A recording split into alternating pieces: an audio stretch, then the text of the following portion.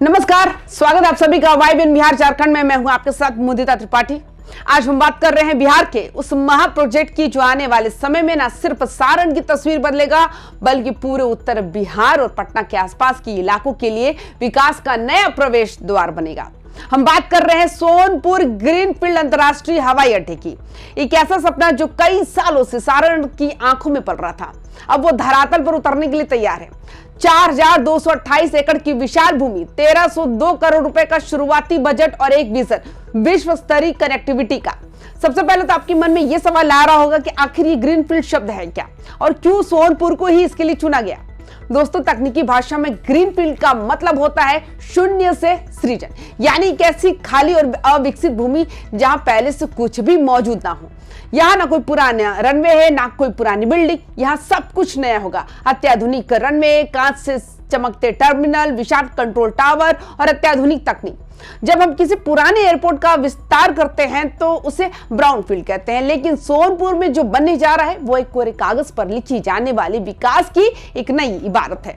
अब सवाल यह भी उठता है कि अब राजधानी पटना में पहले से ही जयप्रकाश नारायण अंतर्राष्ट्रीय हवाई अड्डा मौजूद है, तो सोनपुर में इतने बड़े प्रोजेक्ट की जरूरत क्यों पड़ी।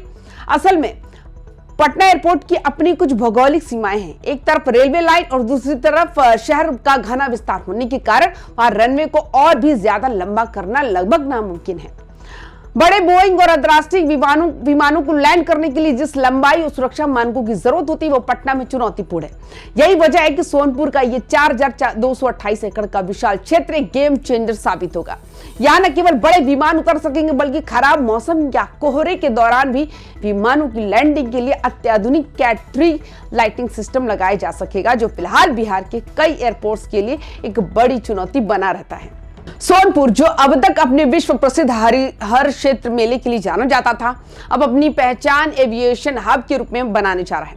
अधिकारियों से मिली जानकारी के अनुसार इस प्रोजेक्ट के लिए 4,228 एकड़ भूमि को चिन्हित कर लिया गया। यह जमीन का टुकड़ा इतना बड़ा है कि यहाँ भविष्य की तमाम जरूरतों को ध्यान में रखते हुए विस्तार किया जा सकता है। सबसे बड़ी खबर यह है कि 1,302 करोड़ रुपए की प्रशासनिक स्वीकृति की कार्रवाई अब अंतिम चरण में है। इसका मतलब है कि बहुत जल्द बुलडोजर और क्रेन सोनपुर की धरती पर विकास का संगीत बजाते नजर आएंगे।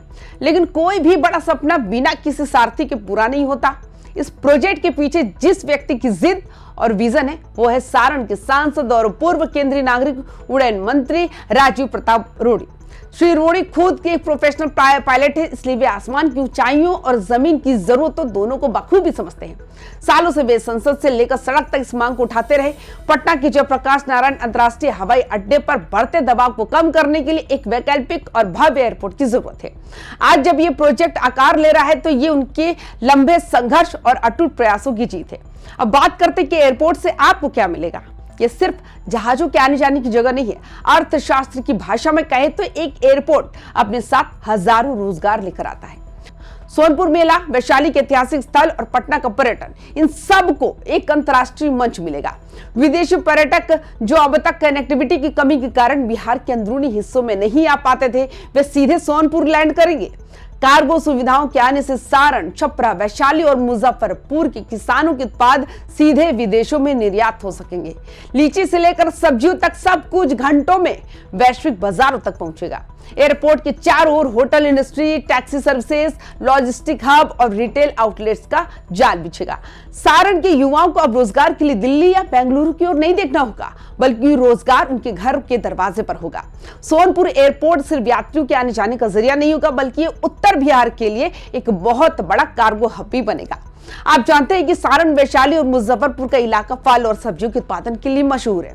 यहाँ की शाही लीची और ताजी सब्जियां अब तक समय पर बाजार न पहुंचने के कारण खराब हो जाती थी, लेकिन इस एयरपोर्ट पर बनने वाले कोल्ड स्टोरेज कार्गो टर्मिनल के जरिए किसान अपने उत्पादों को सीधे दुबई, लंदन या सिंगापुर के बाजारों तक भेज सकेंगे। ये सीधे तौर पर किसानों की आय को जहाजों के लिए नहीं बल्कि बिहार के किसानों की समृद्धि के लिए भी तैयार हो रहा है। इस ग्रीनफील्ड हवाई अड्डे का डिजाइन सस्टेनेबल यानी पर्यावरण के अनुकूल होगा। चूंकि ये खाली जमीन पर बन रहा है, इसलिए आर्किटेक्ट्स के पास पूरी आजादी है, वे इसे आधुनिकतम तकनीक से लैस करें। यहाँ जल संचयन और सौर ऊर्जा और न्यूनतम कार्बन उत्सर्जन वाली बिल्डिंग बनाई जाएंगी। ये एयरपोर्ट ब्राउनफील्ड प्रोजेक्ट्स की तुलना में कहीं अधिक तेजी से विकसित होगी, क्योंकि यहाँ पुराने निर्माण को गिराने या विस्थापित करने की बाधा ही नहीं है। सोनपुर की धरती गवाह रही है इतिहास के बड़े बदलावों की। यहाँ गंगा और गंडक का संगम होता है और अब ये परंपरा आधुनिकता का संगम होने जा रहा है। 4228 एकड़ का ये मैदान सिर्फ धूल और मिट्टी नहीं, ये बिहार के करोड़ों लोगों की आकांक्षाओं का रनवे है। अधिकारियों का कहना है कि जैसे ही प्रशासनिक मुहर लगेगी, काम युद्ध स्तर पर शुरू होगा। वो दिन दूर नहीं जब सारण के आसमान में उड़ते विमान यहाँ की खुशहाली की कहानी लिखेंगे। सोनपुर अब सिर्फ रेल और मेले का केंद्र नहीं, बल्कि भारत के विमानन मानचित्र का एक चमकता सितारा बनने की ओर अग्रसर है। सोचिए, जब दुनिया का सबसे बड़ा पशु मेला यानी सोनपुर मेला लगेगा और विदेशी पर्यटक सीधे अपने देश से उड़ान भरकर सोनपुर की धरती पर उतरेंगे, तो नजारा क्या होगा। अब तक पर्यटकों को दिल्ली या कोलकाता से कनेक्टिंग फ्लाइट लेकर पटना आना पड़ता था और फिर सड़क मार्ग की मशक्कत झेलनी पड़ती है, लेकिन अब एशिया का सबसे बड़ा मेला एशिया के सबसे आधुनिक एयरपोर्ट्स में से एक के बगल में आयोजित होगा। इससे न केवल मेले का स्वरूप अंतर्राष्ट्रीय होगा, बल्कि यहाँ के स्थानीय हस्तशिल्प जैसे पत्थर की नक्काशी और पीतल के काम को भी ग्लोबल मार्केट मिलेगा। ये एयरपोर्ट सारण की सांस्कृतिक विरासत को आधुनिकता के पंख लगाएगा। तो दोस्तों, तैयार हो जाइए एक नई उड़ान के लिए। सोनपुर तैयार है, सारण तैयार है और बिहार तैयार है। तो आपको क्या लगता है, क्या ये एयरपोर्ट बिहार की विकास की दिशा बदल देगा? अपनी राय कमेंट बॉक्स में जरूर दें। बिहार और विकास की हर बड़ी खबर के लिए जुड़ी रहिए हमारे साथ, यानी YBN बिहार झारखंड के साथ। नमस्कार।